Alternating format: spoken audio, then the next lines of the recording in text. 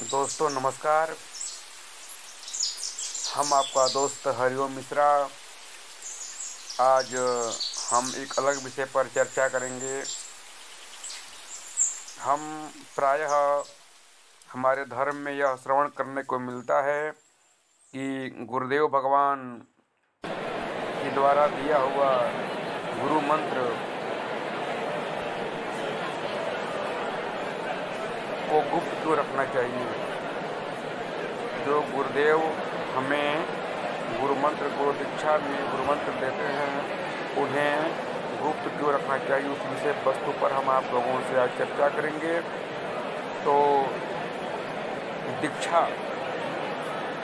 दीक्षा का शाब्दिक अर्थ यह होता है कि जब तुम समर्पण करते हो तो गुरु तुम में प्रवेश कर जाता है।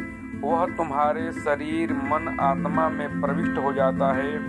गुरु तुम्हारे अंतस में जाकर तुम्हारे अनुकूल ध्वनि की खोज करेगा। वह तुम्हारा मंत्र होगा और जब तुम उसका उच्चारण करोगे तो तुम एक भिन्न आयाम में एक भिन्न व्यक्ति हो जाओगे। जब तक समर्पण नहीं होता मंत्र नहीं दिया जा सकता है। मंत्र देने का अर्थ है कि गुरु ने तुम में प्रवेश किया है। गुरु ने तुम्हारी गहरी लयबद्धता को, तुम्हारे प्राणों के संगीत को अनुभव किया है और फिर वह तुम्हें प्रतीक रूप में एक मंत्र देता है जो तुम्हारे अंतसः के संगीत में मेल खाता हो। और जब तुम उस मंत्र का उच्चारण करते हो तो तुम आंतरिक संगीत के जगत में प्रवेश कर जाते हो। तब आंतरिक लयबद्धता उपलब्ध होती है। मंत्र तो सिर्फ चाबी है और चाबी तब तक नहीं दी जा सकती जब तक ताले को न जान लिया जाए। मैं तुम्हें तभी चाबी दे सकता हूँ जब तुम्हारे ताले को समझ लूँ। चाबी तभी सार्थक है जब वह ताले को खोले। किसी भी चाबी से काम नहीं चलेगा। प्रत्येक आदमी विशेष ढंग का ताला है, उसके लिए विशेष ढंग की चाबी जरूरी है। यही कारण है कि मंत्रों को गुप्त रखा जाता है। अगर तुम अपना मंत्र किसी और को बताते हो तो वह उसका प्रयोग कर सकता है। यही कारण है कि लोगों को अपने अपने गुरु मंत्र रखने चाहिए, उसे गुप्त रखने चाहिए। उन्हें सार्वजनिक बनाना ठीक नहीं है, वह खतरनाक है। तुम दीक्षित हुए हो तो तुम जानते हो, तुम उसका मूल्य जानते हो। तुम उसे बांटते नहीं फिर सकते। यह दूसरों के लिए हानिकारक है, यह तुम्हारे लिए भी हानिकारक हो सकता है। इसके कई कारण हैं।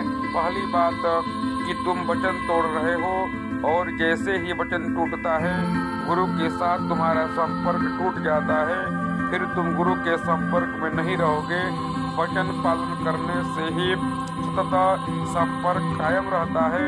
दूसरी बात, दूसरे को बताने से, दूसरे के साथ उसके संबंध में बातचीत करने से मंत्र मन के सतह पर चला जाता है और उसकी गहरी जड़ें टूट जाती हैं।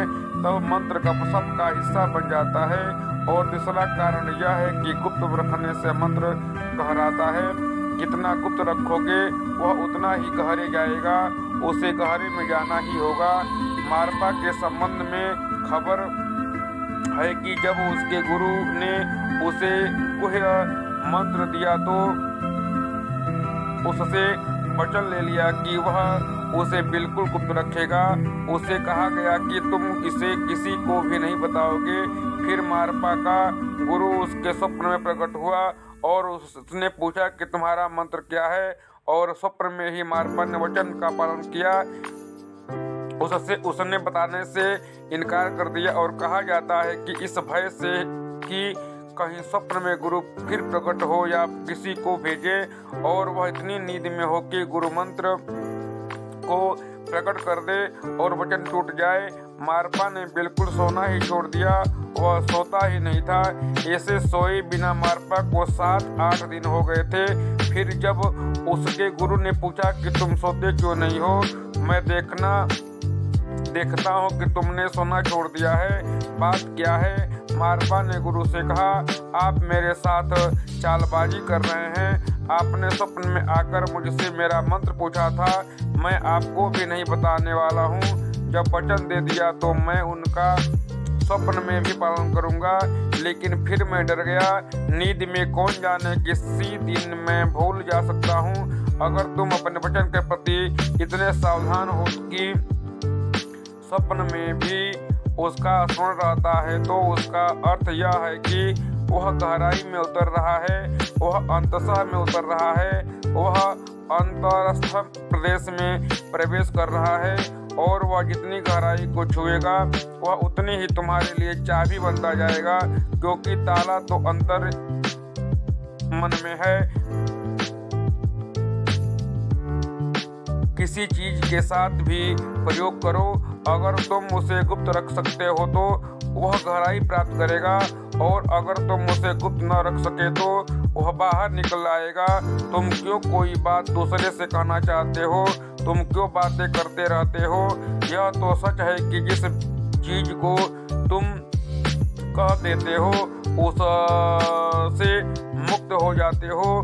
एक बार तुमने किसी से कह दिया, तुम्हारा उससे छुटकारा हो जाता है, वह चीज बाहर निकल गई।